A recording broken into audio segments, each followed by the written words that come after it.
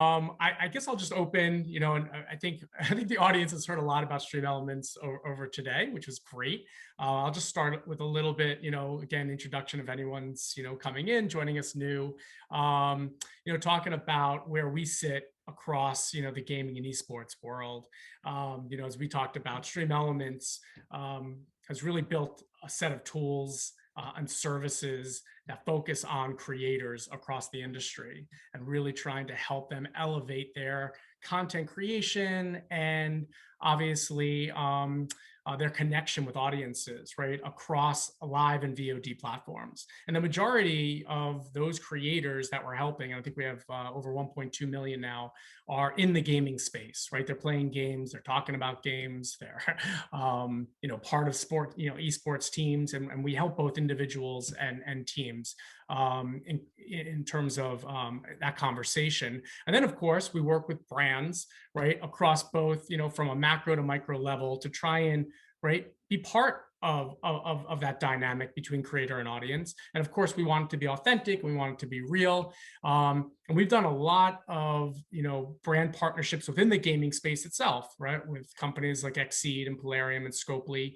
And we do that both on, again, from a PC level and an engagement level, but also, as the last session was talking about, a lot in mobile, and trying to drive, downloads and optimization through integrations that we have with first and third party, data attribution platforms. And so we're working, across, from a high impact sponsorship level to both a performance base, and working, as I mentioned, with macro creators as well as the mid and micro creators across the platform. And so we've done some great activations that hopefully I'll pepper in throughout. But if you heard my conversation earlier, as we might have talked about yesterday, I'm fairly new to the gaming and esports space, right? So I really welcome your carrying this conversation through in terms of bringing out, in your backgrounds, your information, and what you do in the space. So I'll start with that in terms of, if you guys just want to talk about yourself a little bit and what you're doing. Yeah, well, we are not new to the gaming space. AKQA on vertical for probably over 10 years now, as we've coming up on 15. Yeah, coming up on 15. So we do have worked with studios across the industry. Right now, we are most heavily engaged, at least the team that is sitting here tonight with, with PlayStation and Bethesda Softworks. So my name is Andrea Frederick. I'm the account director here at AKQA, and for the past 3.5 years, I have overseen the day-to-day client services with our PlayStation work, and that is across the exclusive titles that the PlayStation Studios, Worldwide Studios, release. So we helped concept and launch the campaigns for titles like Marvel's Spider-Man, also Miles Morales, The Last of Us Part 2, Ghost of Tsushima, Death Stranding, and some additional ones there. So I work across our disciplines and work with our clients to meet expectations. Nice. Yeah, and I'm Martin, Associate Creative Director, heavily engaged on our Bethesda titles as a creative lead and visual lead for development of both branding, campaign work, and supports assets across basically any type of medium. So again, doing 360 campaign work, as well as trailers, marketing, branding, design. Absolutely. And I'm Adam. I'm program director, so I'm responsible for overseeing all of our producers and our production activities for all of our gaming clients. I've been here at AKQA for 9 years, so definitely have kind of grown with the industry through this, and in those 9 years, it's primarily been on our gaming work. So yeah, we've kind of seen it all. We've been there along for the ride and the evolution of what gaming has become and is going to be. And it's very exciting that we have the opportunity to work on these great, IPs with these great partners to make some cool content for everyone. Yeah, no, absolutely. Well, again, since you started 9 years ago and various stages of the gaming industry, my career in the gaming world started when my parents got us into Intellivision, if you can believe that. So anyone who's out there knows Intellivision will remember those days. But I don't want to go back that far. But if you could take us back, again, over the last couple of years, right? Because there's certainly been a shift, right? pre-pandemic, during the pandemic, and obviously post. If you want to go back, 2018, 2019, and 20, and what were the initiatives that you were working on then, and maybe how that shifted as the world changed? Andrea, do you want to- Yeah, I mean, being quite frank, the way that we work hasn't shifted all that much beyond just we use video conferencing a lot more. I think one of the benefits that we have is the work that we do for titles, at least on the Sony side, is so far out. We're working on titles that are not released and titles that are very far in the pipeline that allows us to react to those changes. But sometimes, quite frankly, they haven't affected us because some things just didn't change for the year. And then in some cases, it did change. We had activations that we had planned that due to just the way that people are socializing, the way that people are out and lockdowns around the world, we had to rethink the way that those ideas were imagined, and things that were maybe guerrilla stunts or installation or physical presence around certain cities which would have drawn a crowd were all of a sudden not allowed to do. So how do we take that back to someone like Martin's team and say, okay, we like what this was doing strategically for the customer experience, talking about the game, getting people excited about a title, but we have to reimagine that in a digital space where everybody is not allowed out of their homes. How do we still keep that level of excitement and still giving the right accurate view into the world that will make people want to play the game? And so things like that changed, I think, in a big way. And I think we'll come back to when we talk a little bit more about the future about communities, but certainly that's made us kind of have to speed up our thinking around, we look to the outside world to find new communities to kind of broaden the spectrum of who to talk to. But these 2 last years, 1.5, has certainly made us hurry up and kind of to be reactive to where new communities are springing up online in the remote world, and obviously includes streaming platforms and then like the broader spectrum. So it's been an interesting time, but to a certain degree, again, like we've been lucky to be in the gaming industry because, again, the point is that you can do it from anywhere. Yeah. Yeah. I would say I think that's one thing that we saw was the communities really explode and just the activity explode around it. We saw that with just some of the performance and some of the sales in terms of things that we didn't expect to go as well as they did probably went better because people had more time and people couldn't go out and all of those things that are not unexpected at all. I think it just kind of followed convention, what we thought would happen. Right. But the question is then how do we use what we learned for future, what we know about the way people behave and the way people interact with the games and what they expect out of an experience is really changed probably as well. Was your marketing mix, I guess, more heavily then in activations outside digital platforms before that shift?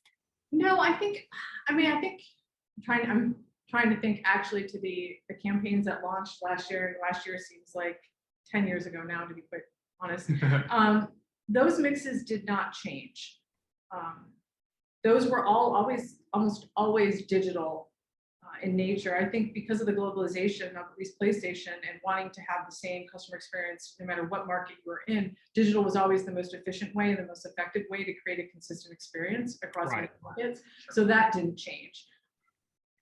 I think that some of it, you look at like just E3 right now, like E3 back in 2012, 2013, you were able to have your showcase, kind of present your material, your game to the world and get that live reaction right there face to face. And you were talking with the media and kind of going through like what the game was about. And a lot of that now is a little bit different in the sense of like, we're still having that aspect, but it is from a remote sense. So how do you kind of continue that conversation since you're not in person, you're not at an event? And they also kind of tailored what our creative was going to be. Like the focus is how do we sustain this from a digital space and from a remote location. As Andrea said, that never changed from where we were starting to head. But then when the pandemic hit, it kind of just accelerated that. And that was the way that we had to kind of rethink a little bit of how we wanted to position ourselves. And imagine, again, you mentioned conversation, right? In terms of feeling what the audience is, reacting in terms of campaigns and launches and titles that are coming up. I would have to imagine, again, going back a little bit further as the rise of social media has come along, right? And we see it on our own platform with our chatbots, that interaction is incredible now and building those communities as you were talking about before. Yeah, I think studios listen too, and publishers really listen to what's said. I mean, I can't talk about certain specifics, but I can definitely tell you there have been conversations where things have been bubbled up in social, and if the fandom is talking about this, that it comes back from the studio to us and saying, this is a concern that we have. We want to make sure we, assuage people's worries about something, or make sure that it's in line with what we want people to react to. And so those communities are definitely being heard. And with the rise of social, everything's so immediate. Like, you know that when you release a trailer or release anything, that the community, the internet community, will do what they do best. Right. They will analyze every little detail of it. So you have to be very thoughtful of like, well, are we ready to talk about this? Are we not ready to talk about it? How is this going to come off? What will the story and the narrative be when someone watches or engages in this piece of content? So you have to kind of put yourselves in those scenarios as you're crafting it to make sure that we're kind of thinking about all of that. And then how do you analyze that feedback, and then maybe do you iterate on it, or do you just go forward and say, well, that was our best foot forward, and that's the reaction, and we'll go for that. Well, I mean, that's an interesting question. Obviously, like feedback in terms of what the games are is not really something that we are right. engaging with in that sense. I mean, for me, another observation in terms of conversation and dialogue between developer or publisher, marketer, and consumer that I've been kind of feeling strongly about for many years, and I feel like, again, COVID really accelerated it. And I think we're seeing it a lot in this year's E3, et cetera. It's this conversation around where the messaging is heading, and the kind of, I would say the kind of, what's the word, like asymmetric kind of monolithic of the olden days of this grand presentations of the veneer, and then what the consumers are starting to expect. And it's obviously hard to analyze, but that social space, the analytical, the conversational, there have been murmurs of expecting more transparency from the developers. Like players are eager to see the product itself and to be engaged in a conversation about that, and they're happy to. And I feel like there's certainly been, I think, an interesting year for developers, but they've realized that there are ways to be more candid in their conversations with consumers. And again, definitely not something that should lead to every developer having to put themselves out there unwillingly and just engage more. But the ones they do, you're seeing some of these directors and CEOs talk to the world from their home, or just being able to switch on their web camera. Right. Has been really interesting. I hope it's it's a sign of being able to opening up the channels a little bit more, and having more for the developers as well, just a really beautiful dialogue, even for a big title. Yeah, and we definitely look at in terms of it's not like we just kind of send it out there and hope for the best a little bit, but there is that aspect of we always believe in whatever we're creating has to speak true to the game, and the passion and the love that the developers have put into it and the publishers are supporting as well is that is our job is to take the product and then deliver on the promise, and we want to make sure that we are carrying that through the branding or any content that we put out there. So the confidence comes from the fact that we know we've spent months, sometimes years, diving into the material and really making sure that we learn it and understand the vision that these amazing development studios come up with to be able to portray it in the right way. And then, yes, we get that reaction of maybe what some aspects of this or what consumers are reacting to a little bit more than that. And we may pivot a little bit during the campaign, but overall, we want to make sure that we're thinking about each of the pillars of the game and what it should be communicating to the players. I think that's a really interesting insight too, because there's a very fine line between the marketing that we do being just a description of the game. Every game has story, world, gameplay, but how do you make that unique to the actual experience of playing the game? And I think that's from the PlayStation side, we do a lot of work with their research teams and their analytics to find out what did people like about a certain type of game, or if it's a sequel, what did they like about the first one? And then how can we really lean into that and create experiences that we know are based in what the audience wants to see? And that's a lot of times the genesis of the creative ideas that we come up with, because we know just from listening to the community. I love the world. The environment in which I'm going to play is the thing that is most important to me. So we're going to serve up to them creative, assets and creative activations that get people really excited about the world or the gameplay, or swinging through New York if you're Spider-Man. Right. So those are things that we absolutely listen to the community on, and also it's a fine line between telling the story of the game and telling the narrative of what the developer wants to tell, because ultimately many of these game directors they're directing a story. They're almost like film directors. Totally. But people buy a game because they love the story, but they buy a game because it's really, really fun to play. And so we have to balance showing a story that makes people want to play and gameplay that just looks like, I want to buy this because I want to spend 70 hours playing this game in this world. And so that's our challenge. And what fans say about that is absolutely the input that we take along with the developers, and having to distill that down to a marketing campaign or even a piece of key art that goes on the front of a box is it's why these take 2 years. It's not easy. No, absolutely. Actually, a bunch of questions from that. How far in advance are you working with these, the creators, the directors, the storytellers, to start thinking about how you're going to go to market?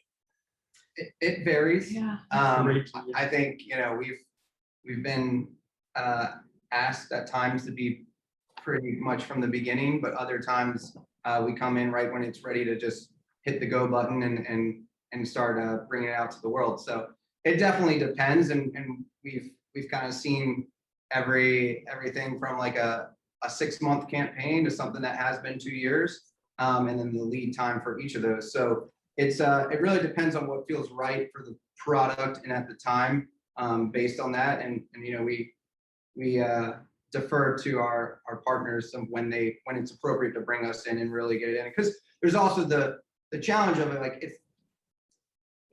for us all to succeed in communicating and marketing a game or any product, it has to be established to a point where it's pretty concrete on what, and there's times where sometimes it's still being worked on, and obviously game development carries throughout the marketing campaign, but you want to make sure that we're all aligned on what this game is and the vision that it's going to be, and where it kind of fits in with everything, before you start just jamming on like, how are we going to market this, how are we going to communicate this to consumers. It's also really important to keep in mind that sometimes we are working on titles before the public knows that they're happening. So they may know about a game for 1.5 years. It has taken 3 years of our lives. Speaking from experience. Right. Well, I won't ask you to divulge anything that's now I'll see in 3 years, or 2.5. Where activation channels have you seen success, or are you interested in pushing further into, right? As we get into different, I guess, areas where communities, as you were saying before, have shifted. Well, I mean, I'm really interested to see. I think we're still partly in the infancy of these like integration of like digital platforms as well as game and product. Okay. So I mean, again, we saw even 6 years ago where Valve was running an in-game interface for it. When the World Championship was on, part of that experience was already happening in the game with your account being hooked up. Obviously, we see a lot of use of different types of Twitch drops or drops in general, rewards that are either connected to your live service game, or again, just from participating in a stream for an upcoming game, etc.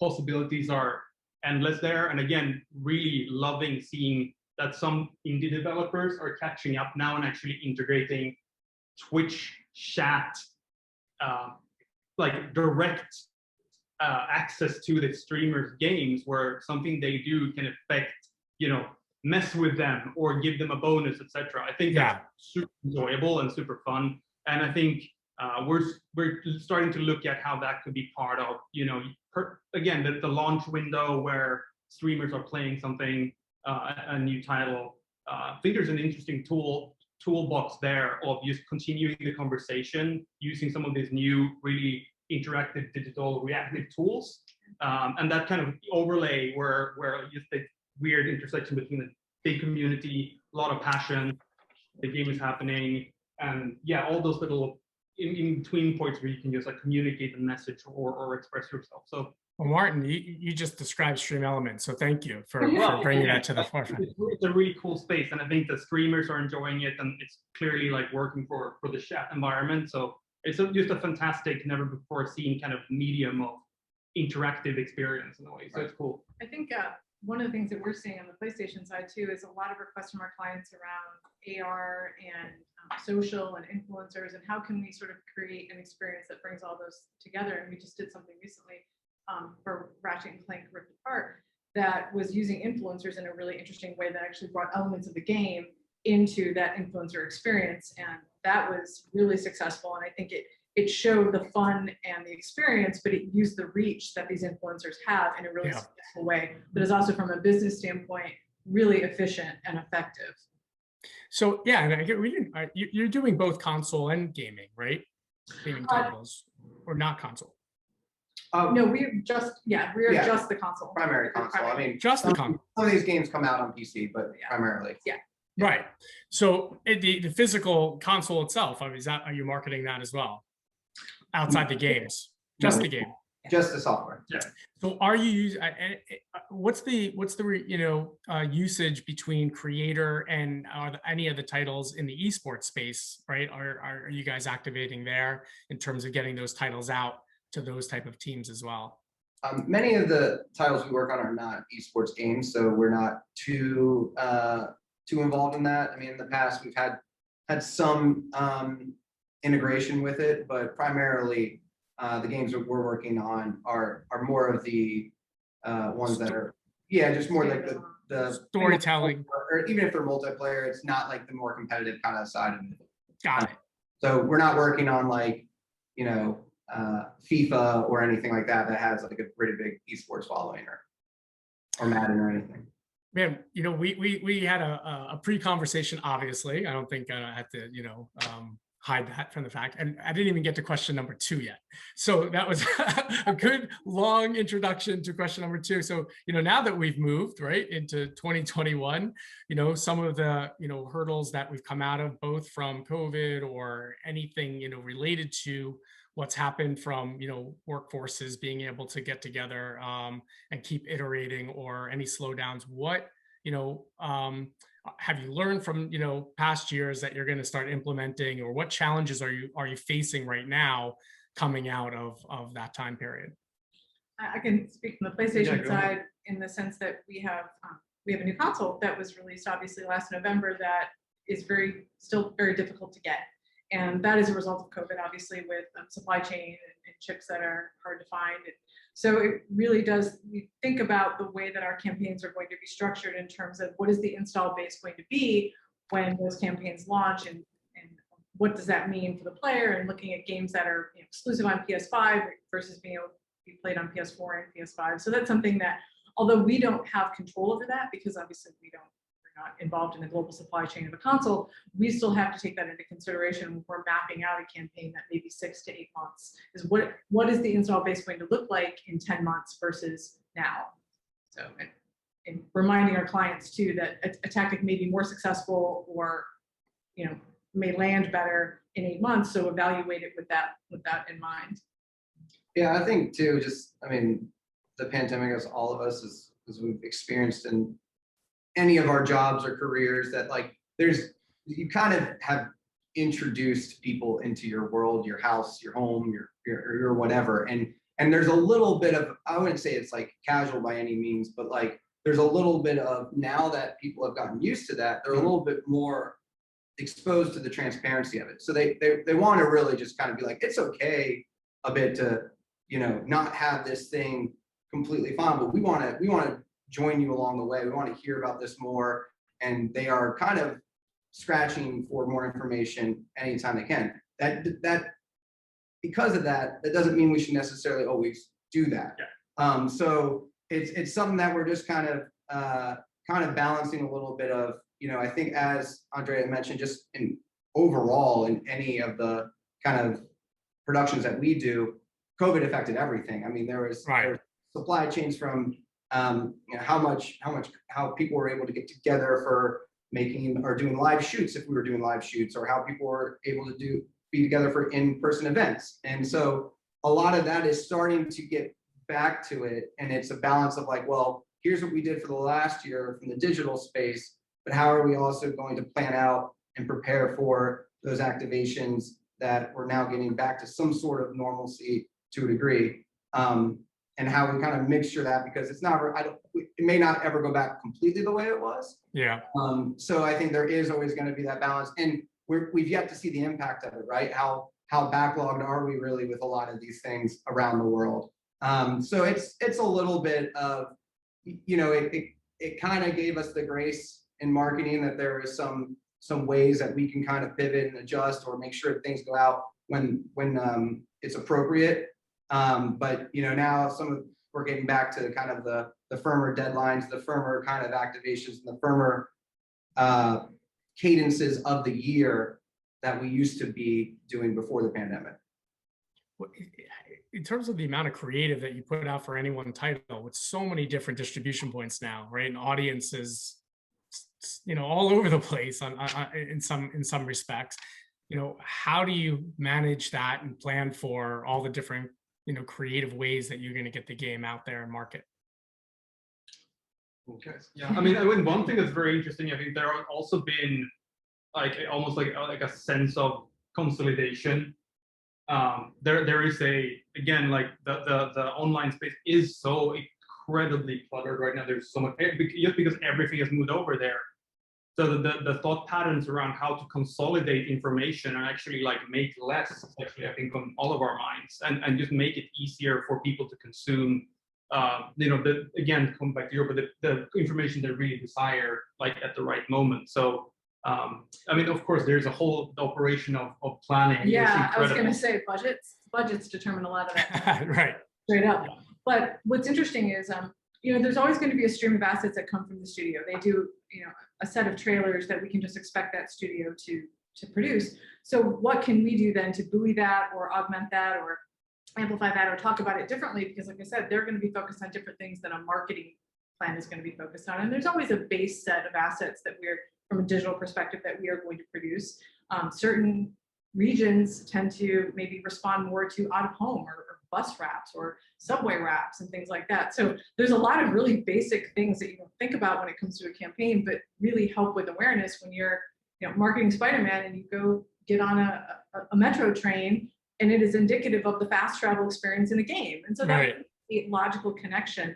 But you know, Paris may not have that, or Tokyo may not have that. So it really does depend on budgets and territories and where they want to focus. So totally. I'm sorry that didn't answer your question, because it's always different. No, of course. I knew that it was going to be a really tough one. I mean, there's so many places and so many titles, right? And obviously there's going to be a lot of activations to work on. And to Martin's point, where it makes sense. I mean, we're constantly looking at the landscape of everything else, not just in games, but in movies and TV and music and sports. Right. What are the major events that are happening that are going to attract someone's eyeballs, and maybe that isn't the right time to kind of release an activation or go to something. I mean, I think I go back to the movies where, like, when Avengers Endgame came out, that movie with Seth Rogen and Charlize Theron came out when she was like the president. And they basically had, before you saw the movie, they had that introduction where they're like, "We know you're watching Avengers Endgame, but before you watch Avengers Endgame, please check out our movie at some point." And so that was a very clever way of acknowledging what was around their release. But you know, that's always something that we're kind of assessing and thinking about. No, for sure. I just lost my train of thought. Oh, yeah. So obviously we're in the middle of E3, right? A lot of titles being announced. Anything that you can talk about? Obviously not asking you to give away anything, but that you'd like to tell, you know, the audience about Bethesda and PlayStation in terms of what their announcements were. Unfortunately, we cannot under NDAs and everything, but I mean, there's been some great content that everyone's been releasing. So, you know, we definitely are a part of E3 and have been ever since we've been working on games from it. So, you know, that's we've seen it evolve, and we've seen it become bigger and bigger, and how it's kind of, you know, I remember back when I was like just a kid watching it on G4 TV, and that was like the only way you kind of got in, and you were like, what is E3, this mysterious place of all video games? And then, you know, now it became a much larger event with showcases and presentations and stuff. So there's a lot there, but unfortunately we cannot reveal our part in it. And from a PlayStation perspective, I think everybody knows, if you follow the industry, that PlayStation is not really an active partner anymore. So, which has changed the way that we've designed campaigns as well, because E3 was always really a big tentpole for us. But now we get to kind of sit back and watch, and we have other objectives and things. PlayStation have their own event that they announce their own titles, or they? Well, a lot of them do. Yeah. But for PlayStation specifically, they have just created their own. I think the biggest thing you saw last year was the console release. They did the worldwide rollout and all the mapping along the landmarks all around the world, and that was kind of their big moment. Yeah, but every publisher has got, I mean, major publishers have kind of created their own shows a little bit, and some of them are like the bigger versions of those are at E3, as you've seen, like with some of them that are going live now. But I think that you know, with E3 not happening last year, that's how they kind of adapted. They're like, well, we want to have some releases and we want to communicate how we're going to do it in our own way, and then they're just kind of carrying those through to a degree. Yeah, PlayStation has a state of play show that they use to make their big announcements, which is a digital live show. Right, got it. And it's been talked about throughout this conference. If you know, watched dipping in and out of some of the conversations in terms of, you know, an audience shift, right? I mean, again, gaming used to be for, you know, younger people, I guess, and those younger people have grown and, you know, keep growing, and now, you know, the demographic, I think, you know, reaches well above 50 at some points.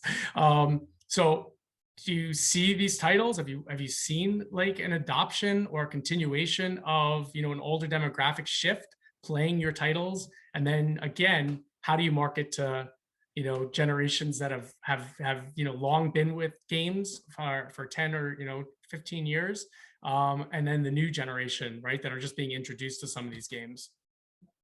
Unfortunately, there's no strategist with us today in the room. The amazing, like, complete answer to that question. I think it's interesting, the generational marketing that we're seeing, because